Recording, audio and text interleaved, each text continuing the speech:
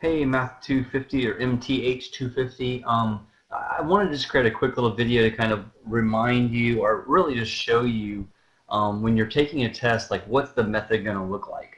All right, so I'm going to go ahead and open up the test here, and yeah, you're going to see a question from the test. So it's just like the practice I gave you, so you'll be all right.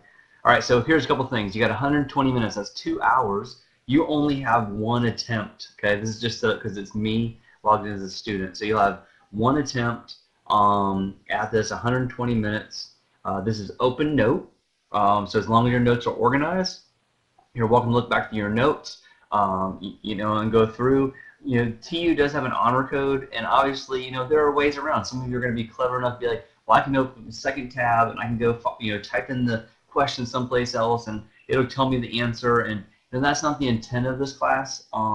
So that's why they have the final exam is a proctored exam. So that way, if someone was dishonest all semester long, then that would kind of, eliminate some of that possibility. But, we hope that, and I hope that, like I said in my email, I hope that you'll be honest. I hope you'll use your notes that you have prepared. Nobody outside that will be assisting you with the test. So once you're ready, you'll hit the start button. It'll open up your test, and there's a couple things I want to pay attention to here. First of all, is that when I'm done with my test, I turn it in right here. So I click turn on, or turn in, excuse me. It says you have not answered the rest of the questions. Are you sure you want to? So you would click turn in, or you would click resume to go back. So you got kind of a safety check there. A couple other things is as we move across the top of the screen, if you hit the drop down here on question 1, you can see that there are 36 questions. So be a good test taker. Go through, start with number 1, but if you read number 1 and you're looking at it, you're like, oh my goodness, I don't know how to do that, and I don't want to spend too much time on this, then go on to number 2, and you just leave number 1 blank. Okay, we're like, oh, well, look, here's a true-false question, so I'll put an answer in. There's no submit. There's nothing along those lines. I just go to the next spot. So now I'm on question number 3, and and I'm just going to type in an answer just so I can put something in. I go to the next question.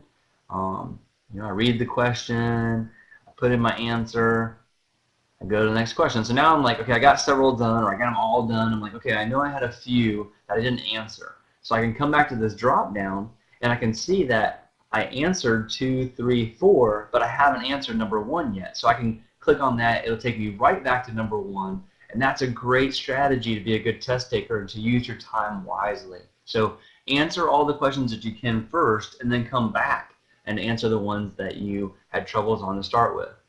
Moving across the top, you have the time ticking away right here. For some of you, that's going to be a distraction. So you got a little button here. You can hide that, and then every once in a while you can check on it to make sure that you're good to go on time. 36 questions you go through here. Like I said, you can skip forward to however you want. You can go backwards to a previous question. So unlike homework, where you can't go forwards and backwards, you can only go forwards. In a test, you can go forward or backwards. So those are kind of my main things I wanted to say. I wanted to make sure you understood that when it's time to turn in your test, you click on turn in test. Then you have to click a second time, so you can't make a mistake. If you're not ready, you click resume. You come out, and then you can come through here. Like I said, you can skip to number 31, and you can answer number 31. You can move forward. You can bounce around however you want. But make sure you stay organized with your thoughts as far as getting prepared for the test now that you've got the rest of the week. This test is due on Sunday. And so if you have any questions from the Chapter 1 review or the Chapter 2 review, let's make sure that you send those out to me, and I'll do my very best to get with you and get you that answer. If you have any questions, please let me know.